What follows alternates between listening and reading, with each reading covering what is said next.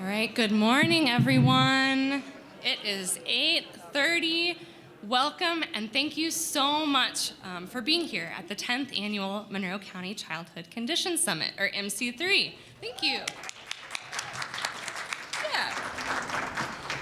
I think that's a call for a round of applause. My name is Melanie Veslage, and if you haven't met me, I am the Prevention Coordinator at the Youth Services Bureau of Monroe County, a member of the Building a Thriving Compassionate Community, BTCC, and a member of the MC3 planning team.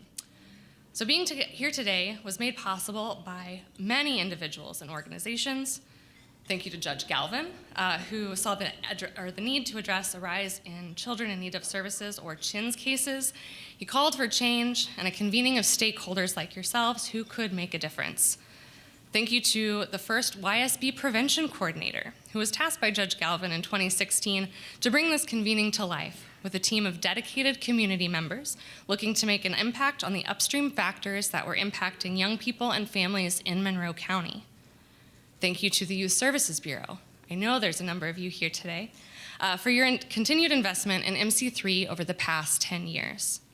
Thank you to our friends at Markey's for creating this audio-visual experience. Thank you to Katz for recording our sessions in the Great Room. And thank you to the Convention Center for being a great partner for MC3 over the past 10 years. And thank all of you for showing up today and supporting the summit year after year. Thank you to our many co-hosts. I know it's a long list of thank yous, but thank you to our co-hosts, Youth Services Bureau of Monroe County and Building a Thriving Compassionate Community, or YSB and BTCC, as you might know them.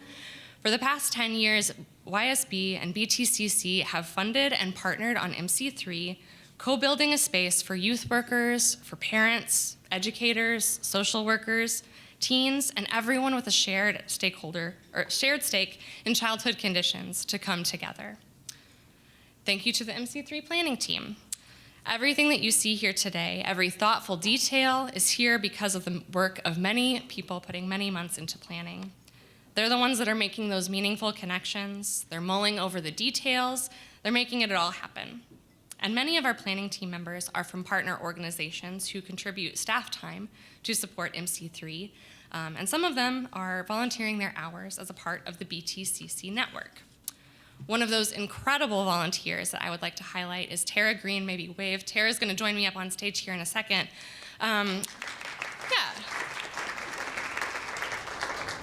A huge thank you to Tara. She has been part of the MC3 planning team for the entire 10 years that MC3 has been a part of our community. So that's no easy feat. She's a community volunteer who has put in countless hours over the past decade. So thank you so much, Tara.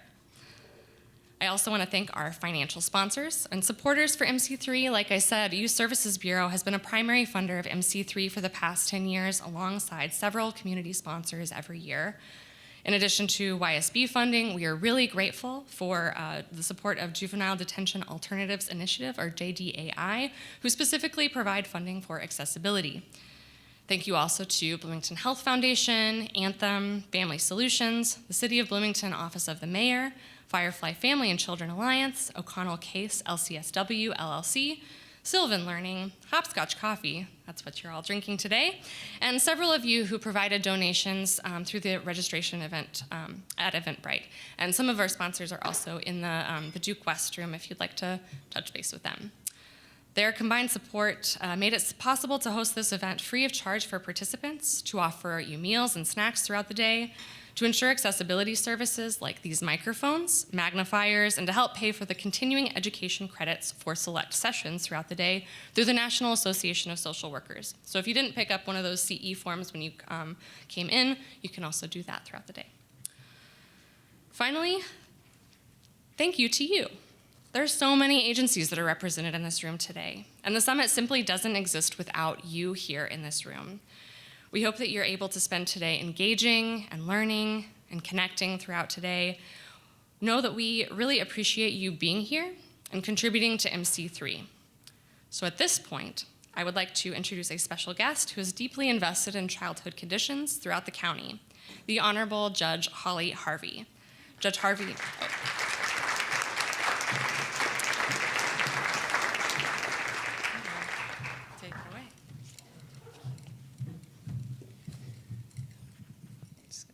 Up a little bit.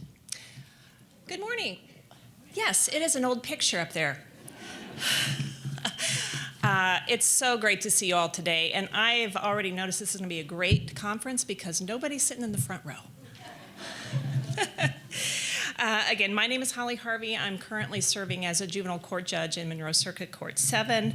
I preside over the CHINs, juvenile delinquency, adoptions, and occasional paternity and guardianships. So thank you for being here today. As I prepared this statement today, I typically look back to the website and see what is the theme for the summit. And today's summit is a decade of growth, empowering youth, strengthening our village over the past decade, strengthening our village. And over the past decade, the summit has been guided by the concept of what surrounds us shapes us. So right now, ask yourself, who are we surrounded by today? I see a room full of dedicated community members and service providers who want to make positive change and build a community where youth and families thrive. How have you all shaped the community in which our Monroe County youth live and grow? And so you can ask yourself that as we go throughout our day. I come to you in my small role as a juvenile court judge, so I can give you only just a snapshot of what I see and have seen over the past few years. And I thought it would be helpful to kind of go back in time to see where we were and where we are now, just in terms of our numbers. So I did a little research in preparing this. So Judge Galvin has lived through this, but in 2017, in the height of the opioid epidemic, he was at the helm of the juvenile cases when CHIN's cases reached a high in April of 2017 of 486 children in his caseload, of a total of 623 total children in care. And that would include CHIN's cases, collaborative care, and informal adjustments. At the end of September of 2025, the total children in care was 280, with only 205 CHIN's cases pending in Monroe County. So that is a tremendous improvement, and I think it reflects the work that you all do. In that same year of 2017, there were 692 total referrals pending before juvenile probation. In 2024, there were 320. So again, really a vast improvement.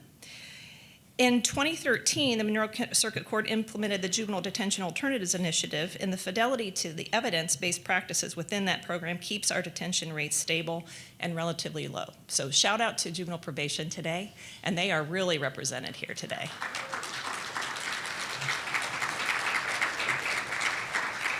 In 2015, again, the Youth Services Bureau received 451 referrals for service. In 2024, YSB received, the Binkley House received 544 referrals for service. And I think Vicki would probably tell you it's really hard right now. So that's one of those factors that maybe hasn't gone down, but it does reflect all the work that's still necessary and still very much at the forefront of what you all do.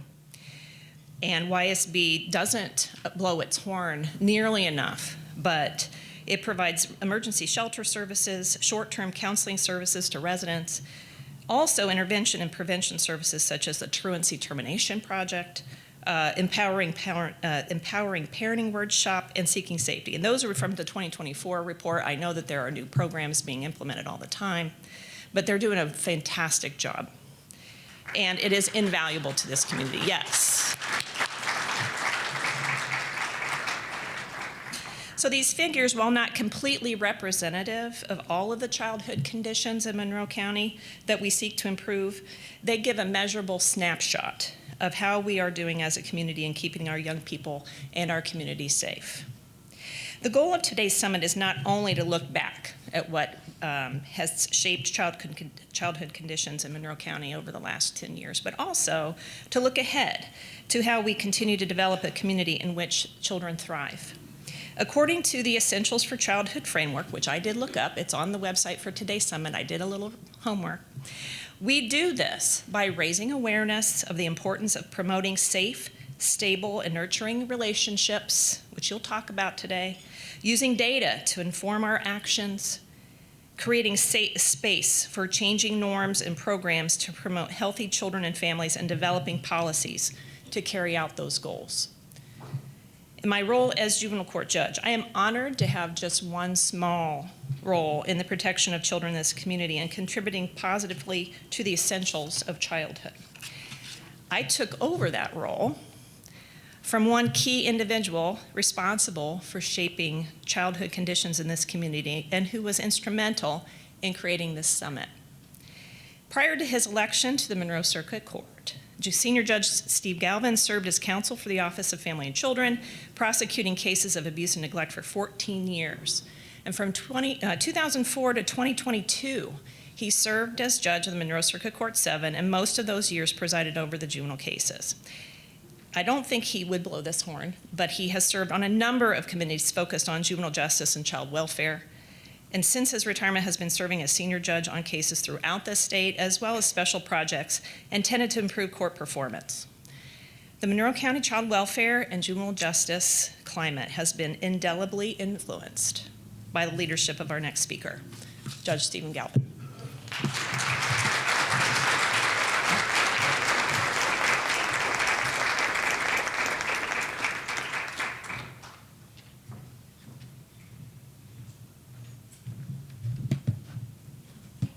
Good morning.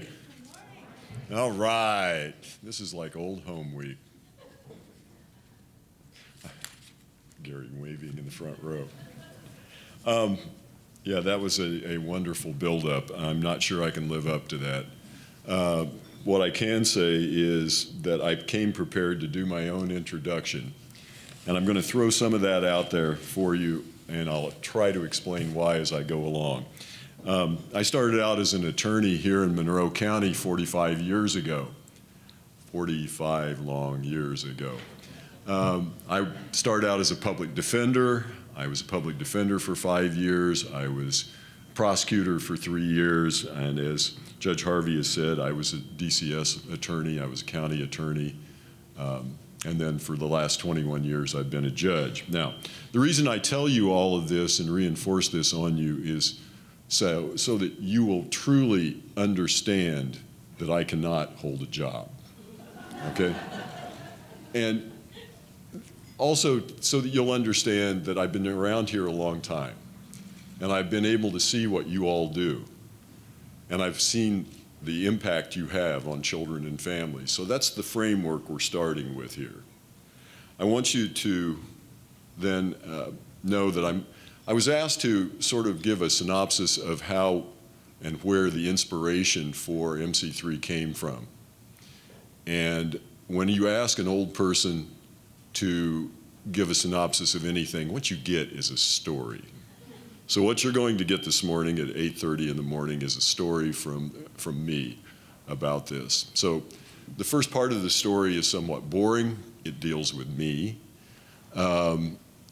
But I think it helps explain how we got here today. Going back to 1989, I was a lawyer in the prosecuting attorney's office. I was a trial attorney, and I was really reaching the point where I wasn't enjoying what I was doing. It seemed that I wasn't accomplishing anything, and I was really considering changing professions. I quit my job in the prosecutor's office, and I took my bike. I went around the world, and when I got back, I took a job for what I thought was a temporary job for Monroe County, for county government. And so I was representing the county council and commissioners. And early on in my employment, there was a meeting where there was a judge who appeared. And that judge was Viola Taliaferro. Does anybody remember Judge Taliaferro? I know we got some. Those of you who have not heard about Judge Taliaferro, please talk to those who knew her and saw her. She was an extraordinary individual. I was sitting in a council meeting with her one night, and one of the council members, we were talking about the juvenile court budget. And one of the council members looked up and said, "Now just explain to me why we're spending money on those children. And before they could get those children out of their mouths, Judge Taliaferro said, "No, you mean our children, don't you? Our children." And she kept saying it. She would never let them say anything other than our children. If you go to a council meeting today, if Marty Hawk was here sitting next to me, Marty would say, we say our children. Because just what she did. Now, I got to tell you, that had a profound impact on me. It really did. All at once, things started to change. But I'd also say that as I went along, I got to know Judge Taliaferro so well, I realized something. She's one of you. She was a social worker. She was a teacher. She went to law school after she raised a family. And after all of that, she was an advocate. She had built this up. And I guess what I'm going to be saying at some point here is that you remind me a lot of Judge Taliaferro. Because of her, I took the job as the attorney for the Office of Family and Children at the time. And that was still probably the welfare department. I was a trial lawyer doing this job. And that's where I really started to get to know you all, started to encounter you on a day-to-day basis. One of the things I did as the DCS attorney was that I prepped I shouldn't say all of you, but it seems like I've, at one time or another, your predecessors, I prepped each and every one of them to testify. So it was routine that I'd be preparing caseworkers and CASAs and teachers and social workers, psychologists, nurses, doctors, child service providers of all kinds to give testimony in court.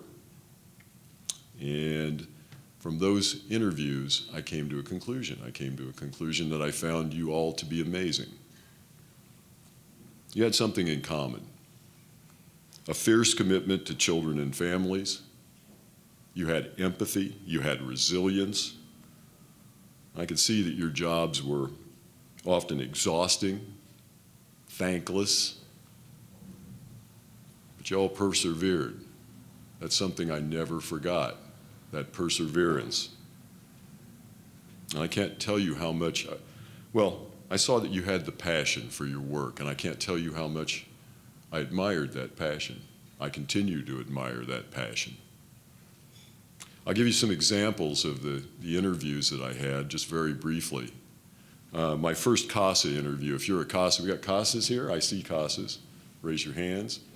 My first CASA I'm all right with that. The first CASA that I interviewed, I was, just doing the routine questions. How long have you been a CASA? Well, okay, what's your training? And the next question was, and how many hours have you devoted to this case? And they looked at me and said, 250. 250 hours. These are volunteers. And that struck me. I've never been able to get over that. I've seen cases that have twice that many hours now. That was amazing to me.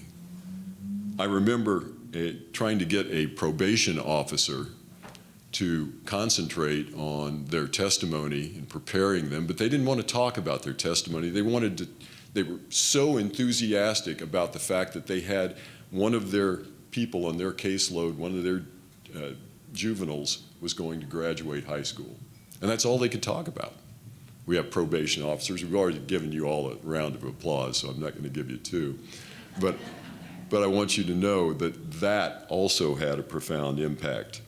I remember a teacher, when we were getting ready to get her to testify, and she said, I woke up thinking about this child at 3 o'clock this morning. She wasn't worried about her testimony. She was worried about the child. She wanted to talk about the child, what was going to happen to the child. That was her focus.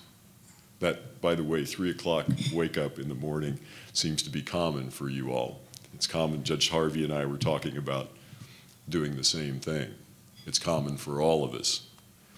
And finally, I remember when I was at the Office of Family and Children trying to prep caseworkers one morning after they'd had a particularly bad time. And they were crying. We have caseworkers here today? Do we have any caseworkers? We do not. Do we? All right. Okay. They weren't crying because they were upset or giving up. They were crying because they were frustrated. They were really mad. And they wanted to make certain that what happened to the children that were in their care and on their caseload was going to turn out right. These are all instances that I found incredibly inspiring. And they stayed with me and they stuck with me. It struck me at the time as I interviewed all these different individuals who had different backgrounds. They had a common outlook, but they operated in silos. Each person had their own silos. Each group had their own silos. But they couldn't see what I was seeing.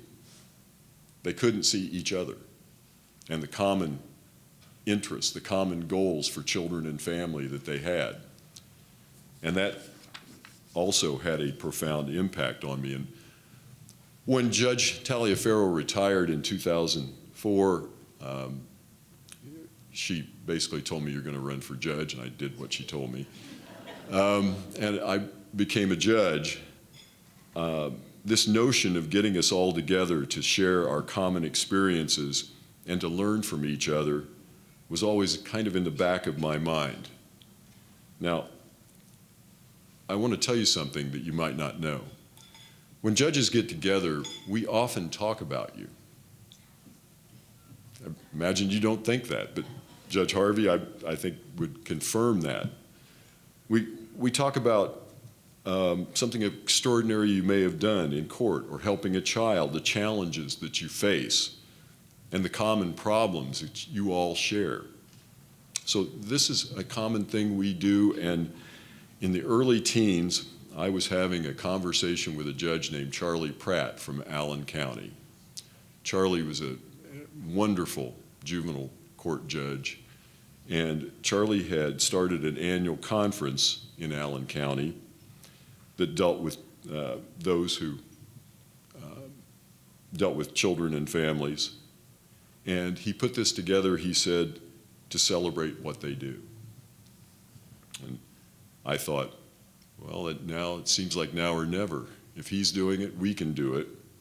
But as Judge Harvey said, this was the height of the opioid epidemic, and my caseload had gone through the roof, and I didn't have time to organize this. And I met with Vicki Tavenaugh. Vicki's here. And Vicki and I talked about, where is she? She's back there. Okay. Vicki and I talked about this, and we talked about creating a forum where people who serve the children and families of Monroe County could gather as a group outside their silos to share their stories and to learn from each other and to support each other and to celebrate their common goals. Now, notice that did I have time to do this? I did not. But Allison Zinfer-Hare was the prevention coordinator for YSB at the time. And she, along with BTCC, picked this up and ran with it. They were amazing. They worked together, and they and you all created MC3. That's who created this. Because here's the truth when we talk about the creation of starting this program and starting doing this. This wasn't the work of a judge. This was the work of you all. You all did it. You and your predecessors. You inspired this, and MC3 is a reflection of you and your commitment to our children and families. So this is yours. So my long-winded story is really only about you. All right, Well, in closing, I'd like to say that when I look around this room, I think of how much you all remind me of Judge Taliaferro. You understand what it means to serve and to fight for children. And like Judge Taliaferro, you have always been an inspiration to me, and for that, and from all the children that you serve, I thank you.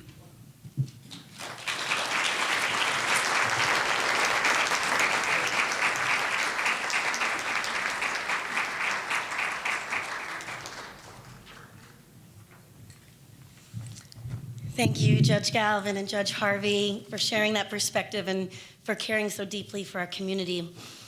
Hello, everyone. My name is Tara Green. I'm a member of BTCC. My background's in education, and I'm on the planning team for MC3. I've got a scratchy voice today, so I'm sorry to give you my my husky voice side. But I'm so excited for us to be together again. Many of you have been here before. Some it's your first time, and I'm so glad that we get to share space together, because I really believe that it's when we get together, when we make the connections that we do in places like this, it fuels us. It fuels our collective power to create more possibilities in our community for youth. Each year, we gather to talk about conditions. So what do we mean by conditions? We're looking at the Monroe County youth and how they're living, playing, growing, learning, and how the adults in their lives are able to support that.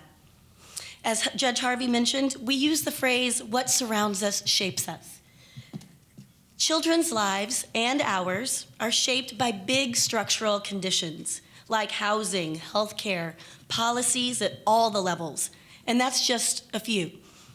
We can dig into some more of the details of that. Let's piece out a few more.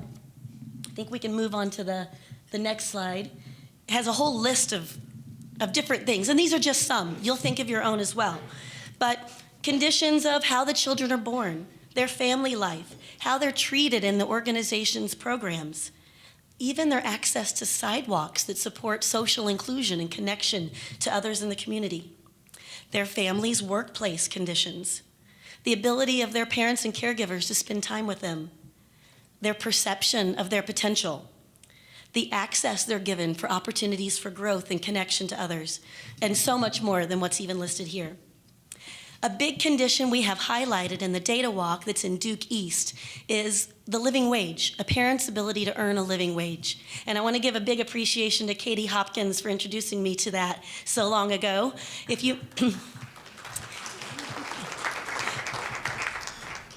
you haven't connected with Monroe County's living wage, I really encourage you to check out the data walk. We have a panel there that tells you, in reality, what type of income is needed to be able to support yourself and your family. And we know that many of the conditions that we're talking about are shaped by distributions of resources, money, power, social capital, and children across our community do not have equal access to all of those. So today we're asking, what can we do to provide the supportive conditions to meet the needs so that all children can thrive? And as we're talking about children, I want to bring some pictures of children up. These are some children in our community, some that I know, some that you may know. People shared photos of kids in their lives. So we're going to be thinking about these kids in our own lives, in the organizations that we touch, in the community in general. And it's going to remind us of who we're gathering for today. What childhood do we want them to have? Sometimes I like to fast forward and think of these children as adults, and I imagine the types of community conditions that influenced how they grew, how they became the adults that they did. And sometimes I do the reverse. Sometimes I look at the adults in our community, those who look like they're thriving, getting by, those who might seem like they're struggling, and I wonder, what were the conditions of their childhood? What influenced them? We know that supportive conditions are not equally distributed. Some kids are being enriched from the moment they're born, and some are not. Some have their needs met within their families, their schools, and some of our organizations, and some get missed. Some face many bumps along the way, and others not so much. I feel a sense of urgency because these children are developing as we speak. Right now, they're having moments in the community that are shaping who they are. and they are developing in these current conditions, and they're going to grow to be the adults in our community. So today we're talking about what can we do to support optimal conditions for the children, like the ones here and the ones that we're thinking about throughout today. Those were some of the youth that helped plan one of the summits many years ago. Judge Harvey mentioned a phrase that we use a lot, and that's SSNREs. If you've been to an MC3 before, you've heard us say this phrase. It's on the inside of your program if you want some more information about it. This phrasing comes from a framework from the CDC, from their Essentials for Childhood, and they boil down to the most simplistic form what children need to thrive. They need safe, stable, and nurturing relationships and environments. Each of those words might have their own meaning to us as individuals and to the different children and families that we serve, but we can think about that for a minute as we start our day. What does safety mean to you or to the children you're thinking about? Physical safety, emotional safety, intellectual safety, social safety. What does it mean in the different environments that they move about and then the different relationships they have across their lives? What does stability look like? What does it mean to nurture children in relationships and environments? We know that SSNREs promote positive childhood experiences. Here at MC3 and other spaces in our community, we've talked a lot about ACEs, adverse childhood experiences. What we want to ask is, how can we create community conditions that prevent ACEs from happening in the first place? For me personally, I spent many years teaching middle and high school, and I became really interested in early brain development and how much that affects the lifespan of a child. So I'm often thinking about the youngest, the babies. You might be thinking about kids across the span of what we call youth or childhood, or into young adults. I'm thinking about what are the supportive conditions that I can do, that I can influence in the organizations that I'm in, that are literally influencing how they grow. For babies, for me, I'm thinking about how our interactions are building their brains. It's literally shaping their brain architecture. So I'm thinking about how can we as a community provide conditions that continue to support that? How can we provide conditions so that their caregivers can provide the supportive environments they need for SSNREs? One way we can think about what we can do is by looking at a model called the social ecological model. And this is also in your program, just on the inside. It's a way we can look at all the levels of where we have influence. Where can we support conditions that can help children thrive at the individual level, the interpersonal, institutional, the community level, and at the policy level? Each of us is going to have our own version of that. Some of us will work very individually, interpersonally, one-on-one with kids. Others of us are going to be setting policies that trickle down and affect the families, which affect the children. So today, I hope as we move about our sessions and we share in community with other people who are thinking about childhood conditions, we can share each of our own version of ways that we're influencing conditions to support youth. So I hope to see you in some sessions, and now I invite Melanie back up to tell us more about our time together.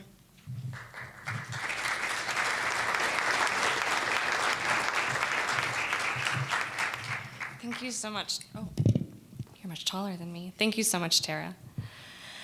So like we've said, this year we're taking a look back on a decade of growth, empowering youth and strengthening our village. What have we been able to accomplish coming together as a village at MC3 for the past 10 years, and where do we go next? So in 2016, we took a look at the concept of what surrounds us shapes us, because we know that the conditions that surround young people shape the people that they grow into, and that thriving people, or young people who are surrounded by those SSNREs, safety, stability, nurturance, they're more likely to thrive, to grow into thriving adults, and build thriving communities. And over the years, we've covered a range of topic areas that are listed up here. We've talked about youth health, building connection, equity and inclusion, mattering and belonging, power and possibility. We even braved turning this into a virtual and a hybrid event over the COVID pandemic. But if you've been to at least one other MC3, I do invite you to think about what it is that brought you back. Why are you here today? Have you seen any changes in the community conditions, stronger partnerships, other collaborations, or things that have affected the well-being of our community over the past 10 years? I'm going to run through these slides quickly, but as Tara mentioned, we do have these data walk slides in the Duke East room, but you can check out these infographics there. In this display, you see an assortment of data that's assembled from both MC3, or I guess in that room, data from the past, and as well as this intentional set of posters reflecting on some specific changes in the past 10 years. And like Judge Harvey mentioned, we've got some census data, DCS data that shows some positive trends. We've got the children in poverty, we've got CHINS cases that seem to be down since 2014. But meanwhile, unsurprising to any of us in this room, things like housing, it remains a significant burden for families that are in our community. Our team also found that graduation rates, those were up in Monroe County in 2024 compared to 2014, but the number of students that were receiving free and reduced meals, that was up, and the third graders that were passing the iRead went down. And to also talk about what Tara mentioned, the MIT Living Wage Calculator.